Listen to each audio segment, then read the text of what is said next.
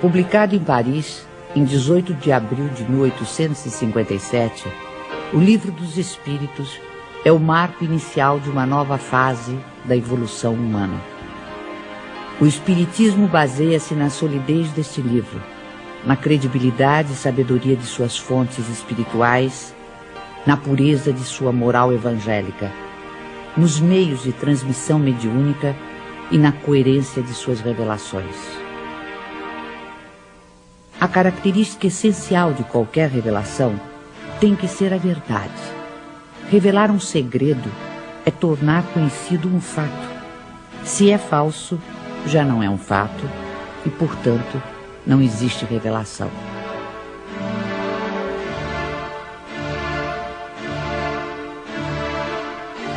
Todas as ciências que nos fazem conhecer os mistérios da natureza são revelações, e pode dizer-se que há para a humanidade uma revelação incessante. A astronomia revelou o mundo dos astros, que não conhecíamos. A geologia revelou a formação da Terra. A química revelou a lei das afinidades entre as substâncias. A fisiologia revelou as funções do organismo.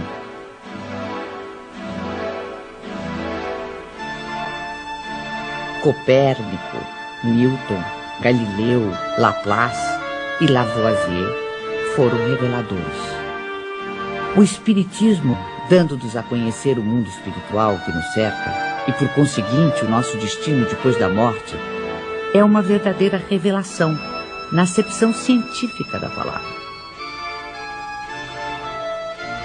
A revelação espírita é de origem divina e de iniciativa dos espíritos, sendo a sua elaboração fruto do trabalho humano.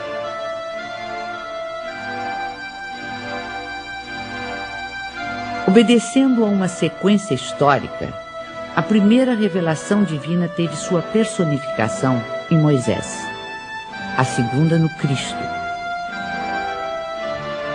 A terceira não a tem em um só indivíduo. Aí está um caráter essencial de grande importância. A revelação espírita, ou terceira revelação, é coletiva no sentido de não ter sido dada como privilégio a pessoa alguma. Foi espalhada simultaneamente por sobre a terra a milhões de seres humanos de todas as idades e condições.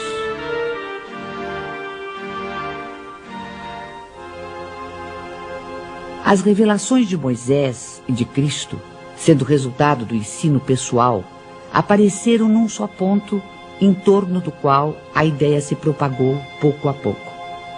Mas foram precisos muitos séculos para que atingissem as extremidades do mundo, sem mesmo o cobrirem inteiramente.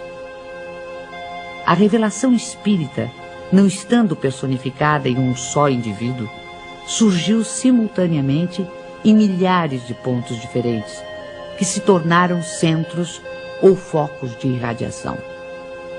Se o Cristo não disse tudo quanto poderia dizer, é que julgou conveniente deixar certas verdades veladas, até que os homens chegassem ao estado de compreendê-las.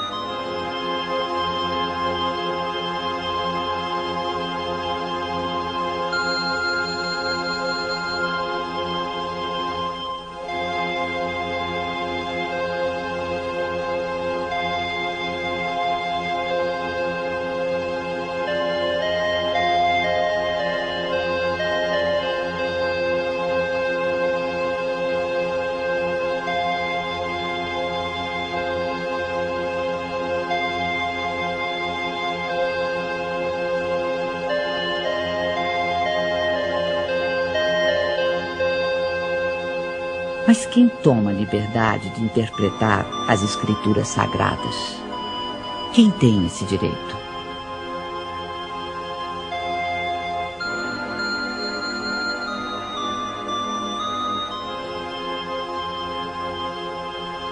Neste século de emancipação intelectual e de liberdade de consciência, o direito de exame pertence a todos, cientistas, religiosos, filósofos e pesquisadores. Os homens, cada vez mais esclarecidos, à medida que novos fatos e novas leis se forem revelando, saberão separar da realidade os sistemas utópicos. Ora, as ciências tornam conhecidas algumas leis. O Espiritismo revela outras. Todas são indispensáveis à inteligência dos textos sagrados de todas as religiões, desde Confúcio e Buda até o cristianismo. Um último caráter da revelação espírita é que, apoiando-se em fatos, tem que ser, e não pode deixar de ser, essencialmente progressiva, como todas as ciências de observação. Caminhando de par com o progresso, o Espiritismo jamais será ultrapassado. Se uma verdade nova se revelar, ele a aceitará.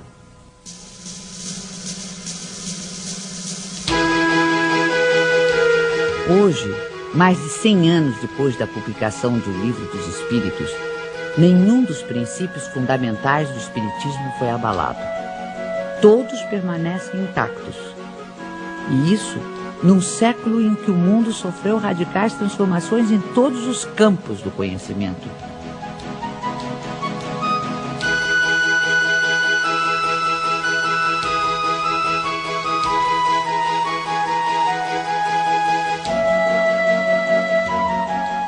O que se pode observar é que o desenvolvimento da ciência se processa justamente na direção dos princípios espíritas. O exemplo mais recente está nos jornais.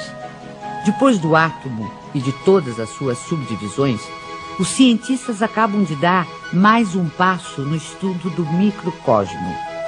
Agora, com o anúncio oficial da descoberta do top quark, a partícula mais fundamental da matéria. Esta conquista científica, que ajudará a entender planetas, estrelas, galáxias e a própria vida, vem confirmar ensinamentos que já nos haviam sido antecipados pelo capítulo 2º de O Livro dos Espíritos, sobre os elementos gerais do universo e as propriedades da matéria.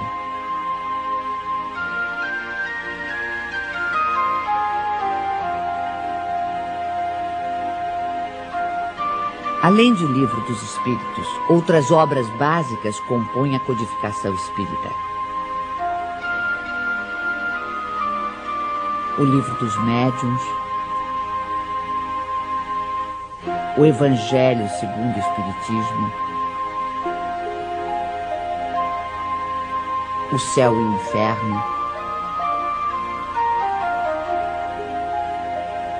e a Gênese desenvolvem, aprofundam e consolidam os princípios do Espiritismo.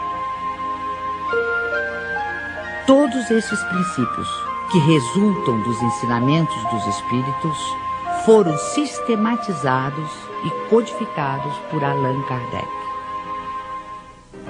Hippolyte Léon Denisard Rival, que mais tarde viria a adotar o pseudônimo de Allan Kardec, nasceu na cidade de Lyon, na França, no dia 3 de outubro de 1804. Com a idade de 10 anos, seus pais o enviaram para estudar em Yverdon, na Suíça, onde se localizavam um dos institutos de ensino mais famosos e respeitados em toda a Europa.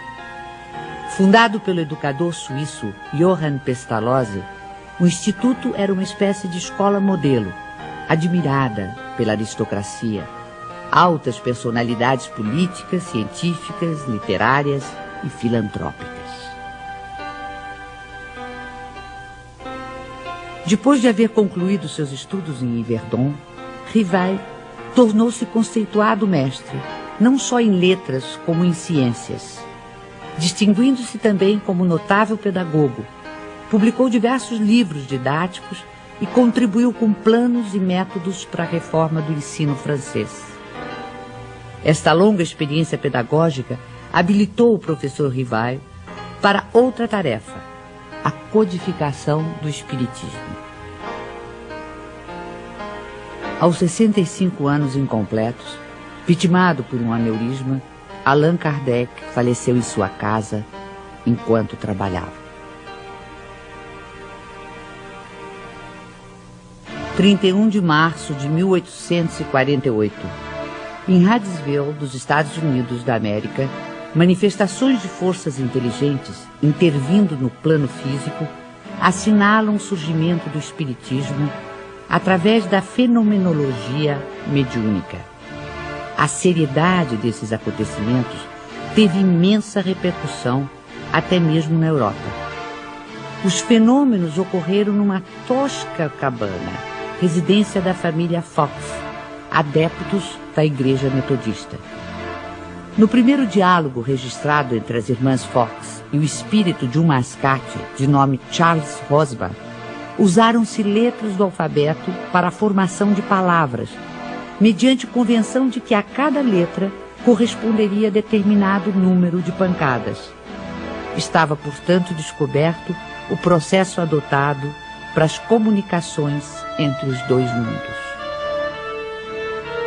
Pode-se dizer que o fenômeno das mesas girantes, que se seguiu aos acontecimentos de Hydesville, preparou o advento do espiritismo, despertando o interesse dos homens de ciência, dentre eles o professor Ribard ou Allan Kardec.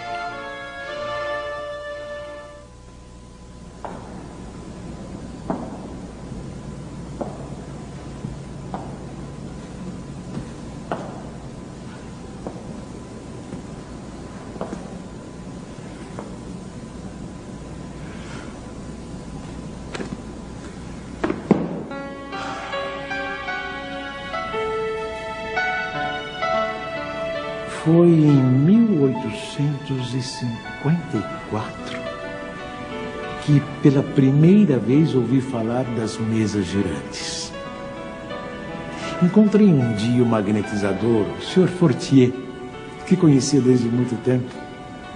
Disse-me ele que já não eram somente as pessoas que podiam se magnetizar, mas também as mesas, conseguindo-se que elas caminhassem e girassem à vontade.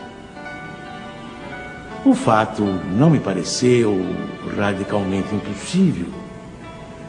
O fluido magnético, que é uma espécie de eletricidade, pode perfeitamente atuar sobre corpos inertes e fazer que eles se movam.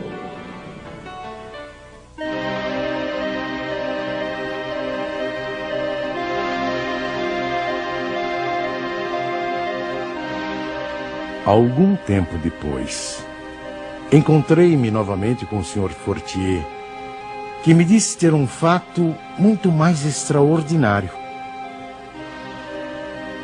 A mesa não só se movia, como também falava.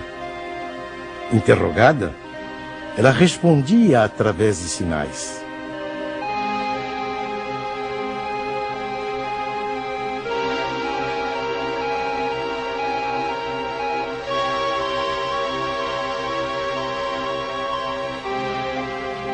Eu estava, pois, diante de um fato inexplicado, aparentemente contrário às leis da natureza e que a minha razão repelia. Sabia apenas que as experiências eram realizadas em presença de pessoas honradas e dignas de fé. No ano seguinte, o Sr. Carlotti, amigo de 25 anos, me falou dos mesmos fenômenos com entusiasmo.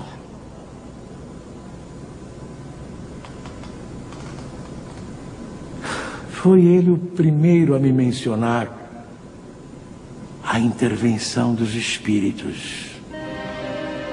E me contou tantas coisas surpreendentes que, longe de me convencer, me aumentou as dúvidas.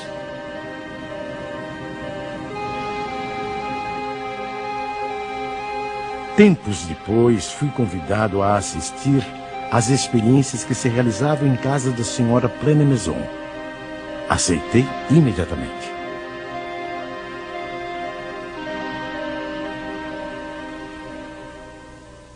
Foi aí que, pela primeira vez, presenciei o fenômeno das mesas que giravam, saltavam e corriam. Assisti então a alguns ensaios muito imperfeitos da escrita mediúnica.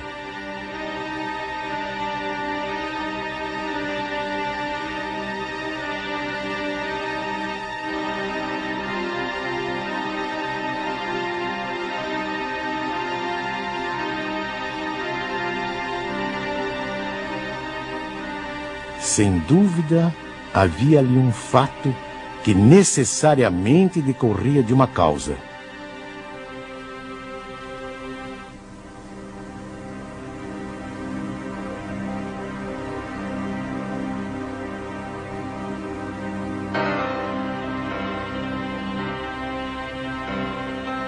Foi nessas reuniões que comecei os meus estudos sérios de espiritismo. Menos ainda por meio de revelações do que de observações. Apliquei a essa nova ciência, como o fizera até então, o método experimental. Nunca elaborei teorias preconcebidas. Observava cuidadosamente, comparava, deduzia consequências. Dos efeitos, procurava remontar as causas por dedução e pelo encadeamento lógico dos fatos.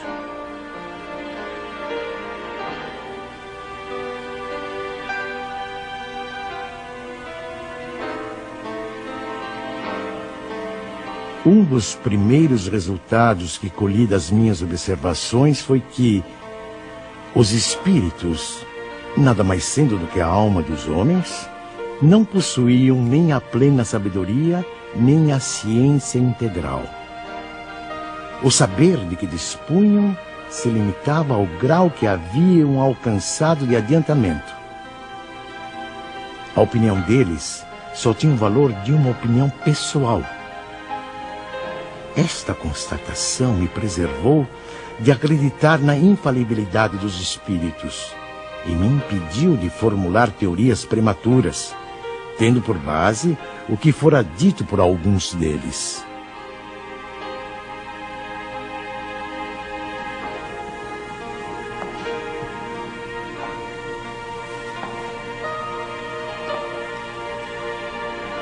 O simples fato da comunicação com os espíritos, dissessem eles o que dissessem, provaria a existência do mundo invisível ambiente. Já era um ponto essencial, um imenso campo aberto às nossas explorações. O segundo ponto, não menos importante, é que aquela comunicação permitia que se conhecesse o estado desse mundo, seus costumes. Se assim podemos nos exprimir. No ano seguinte, em 1856, passei a frequentar também as reuniões espíritas que se celebravam em casa do Sr. Rustam. Eram sérias essas reuniões e se realizavam com ordem. As perguntas fúteis haviam perdido todo atrativo para a maioria das pessoas. Quanto a mim, ia obtendo a resolução dos problemas que me interessavam, do ponto de vista da filosofia, da psicologia e da natureza do mundo invisível. Levava para cada sessão uma série de questões preparadas e metodicamente dispostas. Pouco a pouco, as sessões iam assumindo caráter muito diverso. Entre os assistentes contavam-se físicos, matemáticos, estudiosos e cientistas das mais diferentes áreas do conhecimento humano. Todos formulando perguntas, aprofundando temas e questões.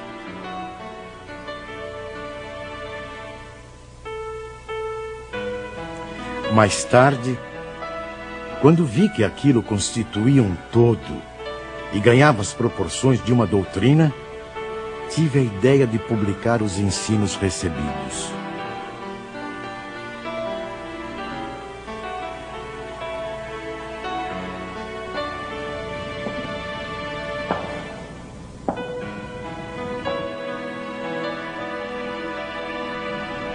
O meu trabalho, em grande parte, já estava concluído e tinha as proporções de um livro.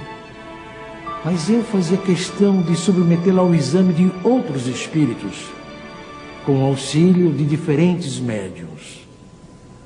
Mais de 10 médiuns participaram do trabalho. Da comparação e da fusão de todas as respostas coordenadas, classificadas, e muitas vezes retocadas no silêncio da meditação, foi que eu organizei a primeira edição de O Livro dos Espíritos.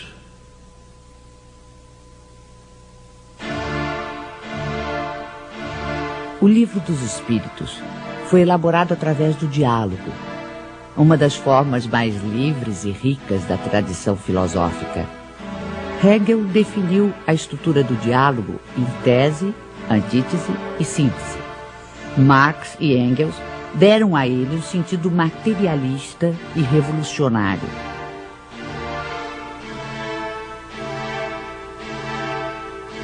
Em vez de enfatizar as contradições, os conflitos e as lutas dos opostos, a dialética espírita prefere a compreensão, a união dos contrários, o entendimento que conduz ao progresso. Pela primeira vez surge uma comunicação como esta.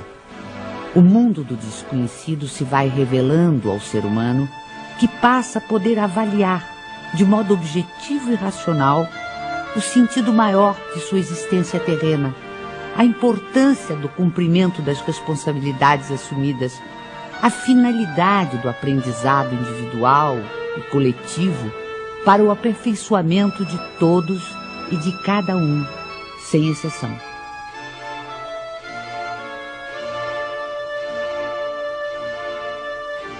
A fé inabalável é a que pode encarar frente a frente a razão, em todas as épocas da humanidade.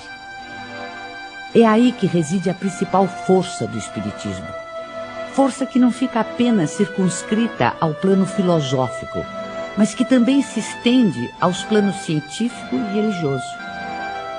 Científico, porque o Espiritismo é uma ciência que demonstra experimentalmente a existência da alma e sua imortalidade. O diálogo ou intercâmbio mediúnico entre o mundo espiritual e o mundo corporal vem abrir uma nova era nos estudos espirituais.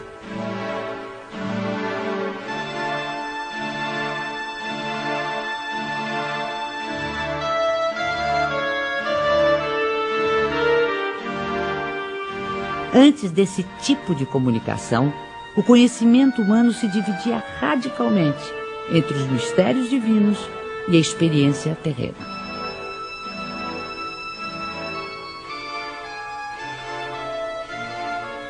A dialética espírita modifica essa ordem de coisas, mostrando a possibilidade de tratarmos os temas espirituais através da mesma razão que aplicamos às questões materiais. Assim, o Livro dos Espíritos se apresenta como um marco definitivo. Antes dele, tínhamos o espiritualismo utópico. Com ele, e depois dele, dentro dos ensinamentos da doutrina, temos o espiritualismo científico.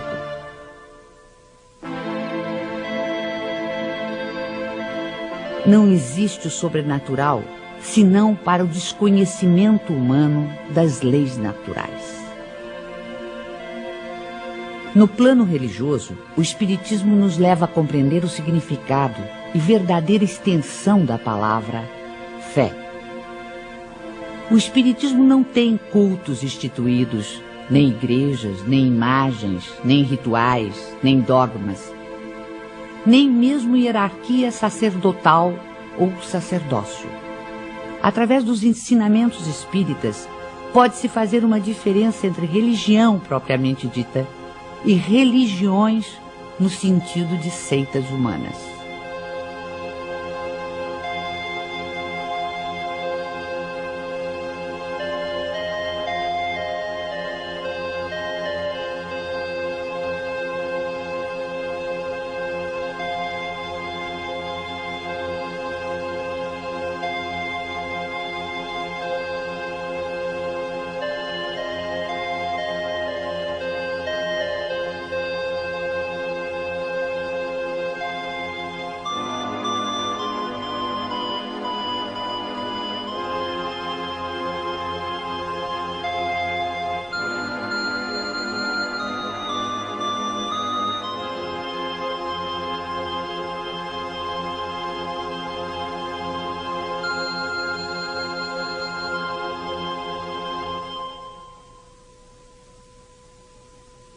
Em vez do culto, temos a prece, que é o mais belo dos diálogos, o mais íntimo, o mais simples e, ao mesmo tempo, o mais sublime. Pela prece sincera, pensamos em Deus numa evocação de pedido, de agradecimento ou de glorificação.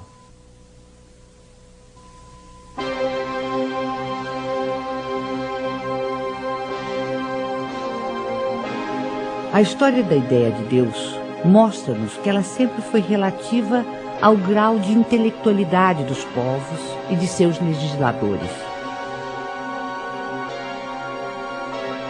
Na antiguidade, Júpiter empunhava o raio, Apolo conduzia o sol, Netuno senhoreava os mares. Mas se de um lado a ignorância havia humanizado Deus, a ciência lhe confere dimensão mais inteligente e, portanto, mais próxima dos atributos da divindade.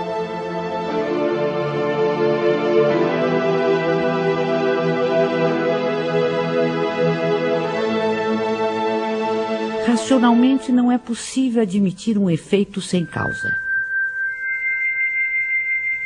Olhando o universo imenso, a ordem e harmonia a que obedece a marcha dos mundos inumeráveis,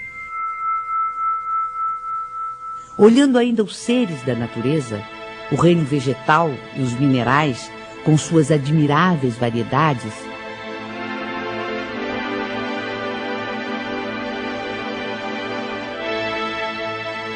sondando também o mundo microscópico, com incontáveis formas unicelulares, toda essa imensidão, profusão e beleza nos obriga a crer em Deus como causa necessária. O feto não pode conhecer a dimensão de quem lhe dará a luz, da mesma forma que o homem é incapaz de perceber Deus em sua divina essência. Mesmo depois da morte, dispondo de faculdades perceptivas menos materiais, não pode ainda o espírito imperfeito perceber totalmente a natureza divina. Como recém-nascido, precisará crescer e evoluir para aos poucos adquirir entendimento.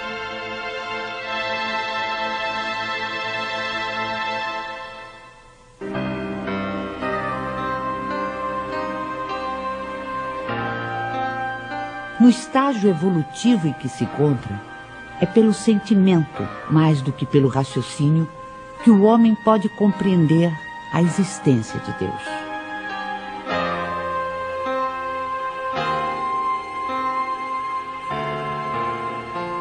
Allan Kardec colocou logo no início do Livro dos Espíritos um capítulo que trata exclusivamente de Deus.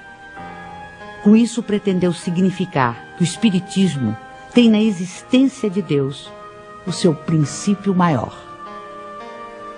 Os seres que se manifestam designam-se a si mesmos pelo nome de espíritos e dizem, alguns pelo menos, que viveram como homens na terra.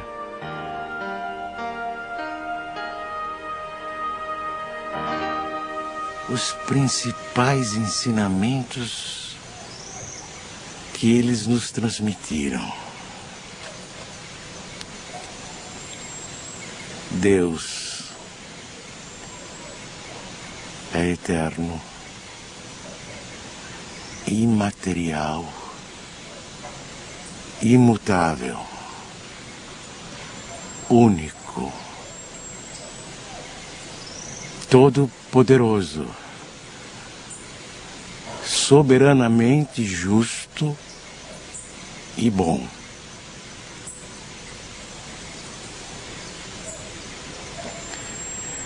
Este é o melhor conceito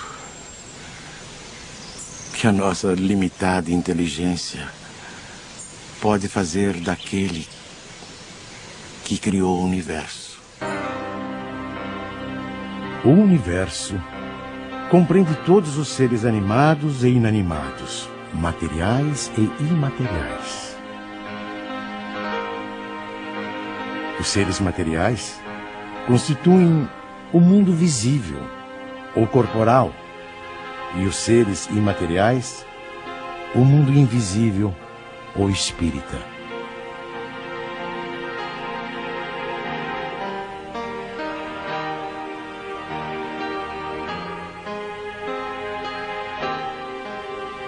O mundo espírita é o mundo normal, primeiro, eterno. O mundo corporal é secundário.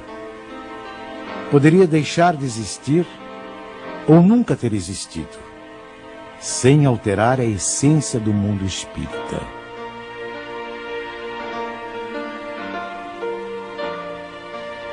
Os espíritos revestem temporariamente um invólucro material, perecível, e sua destruição pela morte os devolve à liberdade.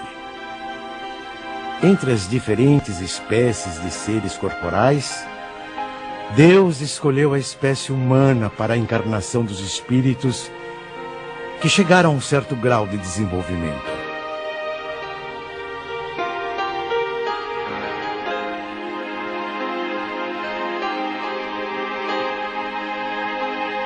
A alma é um espírito que encarnou e, portanto, um ser imaterial e individual que reside em nosso corpo e a ele sobrevive. Antes de se unir ao corpo, a alma é um dos seres inteligentes que povoam o mundo invisível. Ao revestir temporariamente um invólucro carnal, a alma adquire as condições materiais para se purificar e se esclarecer. A união da alma com o corpo começa na concepção, mas só se completa com o nascimento. O homem tem assim duas naturezas. Pelo corpo, participa da natureza dos animais, dos quais possui os instintos e o mesmo princípio vital. Pela alma, participa da natureza dos espíritos. O perispírito é uma espécie de laço semimaterial que une corpo e espírito. É preciso que seja assim, para que os dois possam se comunicar um com o outro. A morte é a destruição da parte mais grosseira. O espírito conserva o corpo etéreo, invisível para nós no seu estado normal, mas que ele pode tornar eventualmente visível e mesmo tangível, como se verifica nos fenômenos de aparição. O espírito não é, portanto, um ser abstrato, que só o pensamento pode conceber. É um ser real e definido. As diferentes encarnações ou existências corpóreas do espírito são sempre progressivas e jamais regressivas. Mas a rapidez do seu progresso depende dos esforços que ele faça para chegar à perfeição. A vida terrena seria assim uma espécie de escola, em que os alunos, embora nunca regridam às séries anteriores, são obrigados a repetir de ano até compreenderem o que lhes foi ensinado.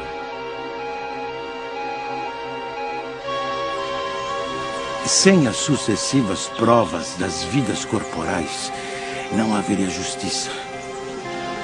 Por isso, todos contamos muitas existências. O principal objetivo da reencarnação reside no melhoramento progressivo da humanidade. A influência dos espíritos sobre os nossos pensamentos e atos é indiscutível. Pensar é vibrar, é entrar em relação com o universo espiritual que nos envolve.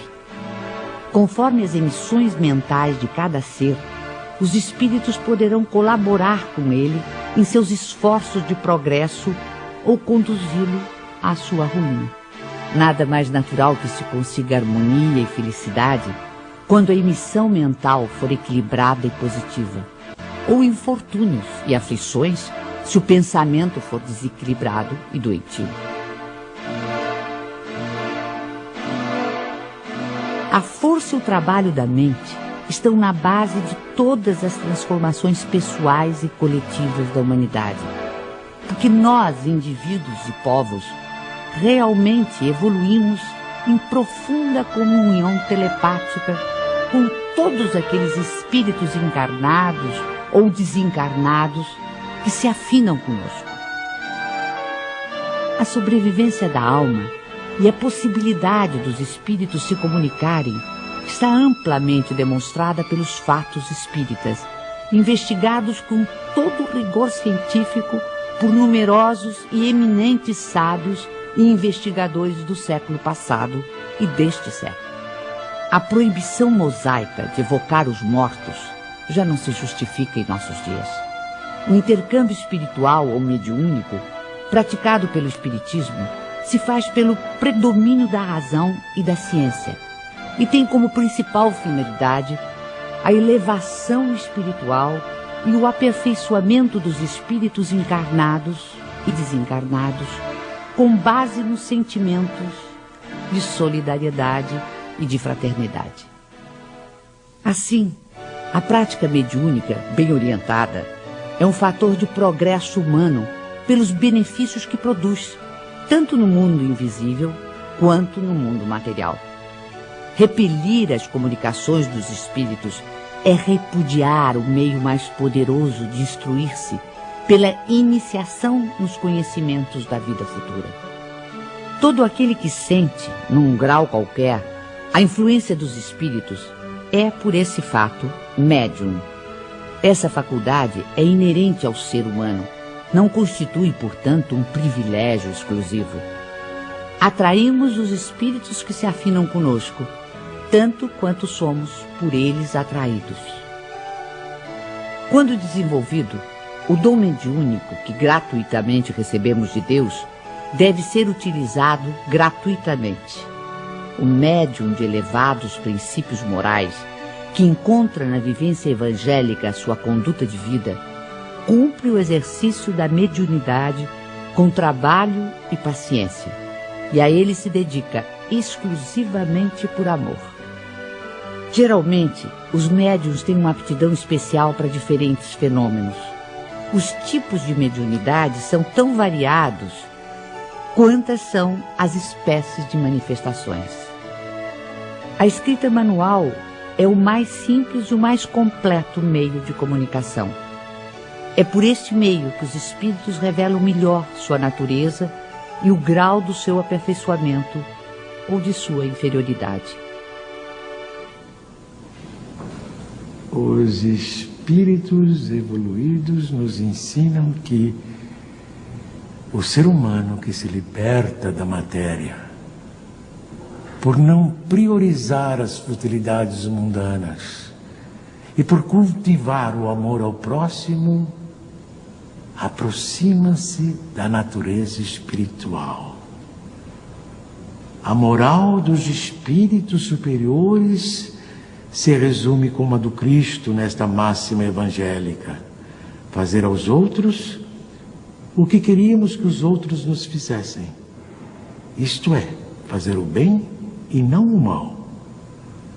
Neste princípio encontramos uma regra universal de proceder, mesmo para as nossas menores ações. Cada um de nós deve tornar-se útil, segundo as faculdades e os meios que Deus nos colocou nas mãos para nos provar. Eles nos ensinam também que não há faltas ou erros irreparáveis. O ser humano encontra o meio necessário nas diferentes existências para avançar segundo o seu desejo e os seus esforços em direção à perfeição, que é o seu objetivo final.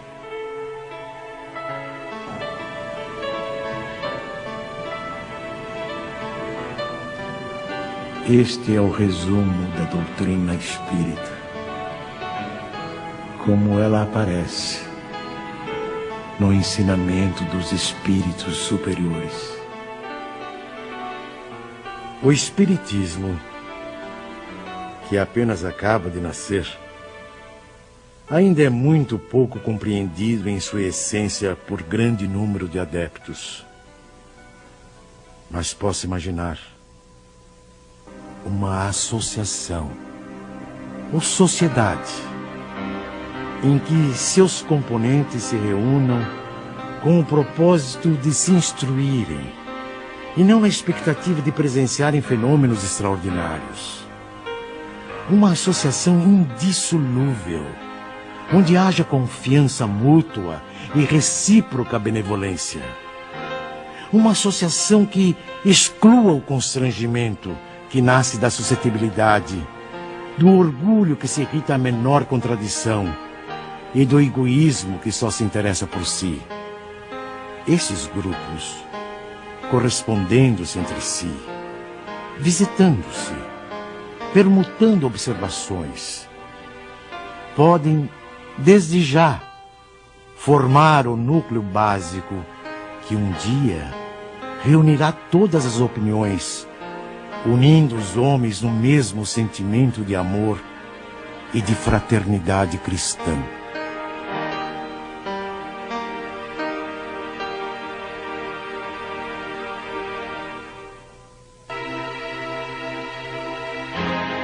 Assim, embora tenha previsto a possibilidade de as reuniões espíritas atraírem número bastante elevado de participantes, Kardec aconselha que estas reuniões se multipliquem, de preferência através da constituição de grupos menores.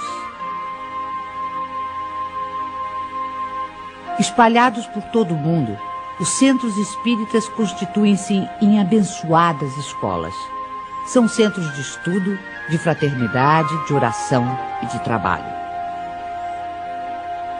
Pelo volume de obras que realizam, tornaram-se também verdadeiras instituições sociais e assistenciais, que têm sempre presente o espírito do núcleo básico de que nos fala Kardec. Núcleo de amor, onde o aperfeiçoamento individual é prioritário, porque leva naturalmente ao aperfeiçoamento do grupo social e da humanidade. Nosso sistema planetário não ocupa senão um ponto ínfimo do universo, situado quase no final da Via Láctea, uma galáxia onde existem aproximadamente 40 bilhões de estrelas, algumas tão grandes que uma só toma espaço igual ao ocupado pelo nosso Sol e quase todos os planetas em sua órbita. Uma das galáxias mais próximas, a nebulosa de Andrômeda, dista do nosso sistema solar cerca de 680 mil anos-luz. Ora, se o universo tem tais dimensões e se o número de planetas existentes conta-se pela ordem de trilhões ou mais, seria ingenuidade supor que apenas a Terra seja habitada por seres racionais. Segundo o Espiritismo, nos mundos que gravitam no espaço infinito, outras humanidades, em vários graus de adiantamento, encontram habitação adequada ao seu avanço.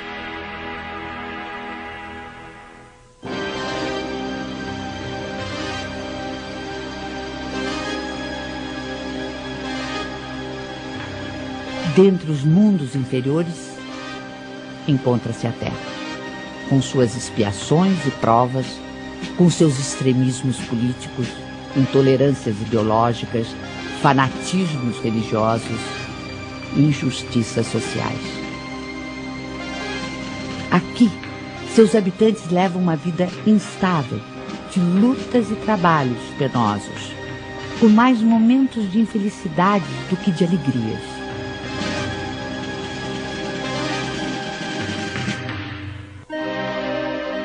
A época atual é de transição, época em que convivem os espíritos de vários níveis de adiantamento. Assistimos à partida de uns e a chegada de outros. A evolução é contínua. Em cada criança que nascer, em vez de um espírito atrasado e inclinado ao mal, que antes nela encarnaria, virá um espírito mais adiantado e propenso ao bem.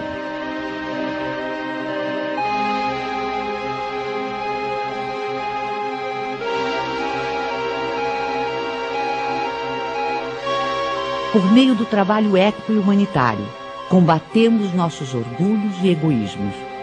Por meio do diálogo, superamos nossas diferenças. Por meio da solidariedade, pomos em prática o ensino do Cristo de amor ao próximo. Esta é a destinação imediata da Terra. Planeta de regeneração. Continuando no seu progresso ininterrupto, a Terra e sua humanidade ascenderão a planos cada vez mais altos, até a perfeição a que todos os mundos e seres estão predestinados.